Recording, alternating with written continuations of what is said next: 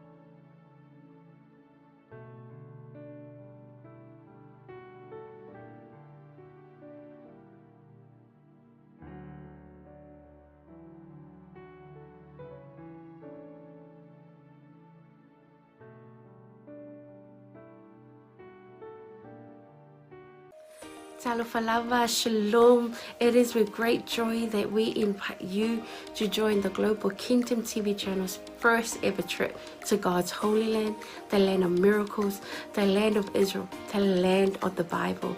You get to walk in the footsteps of Jesus. You get to see firsthand the cities, the places he performed many miracles. You can take a boat ride on the Sea of Galilee, see the surrounded towns and cities that the Gospels write about. You get to see the places that the Old Testament talks about, the places where King David hid from King Saul. You will see the Dead Sea, the lowest place on earth. You get to visit Jerusalem, the eternal capital of Israel. See where Jesus taught the scriptures from the temple.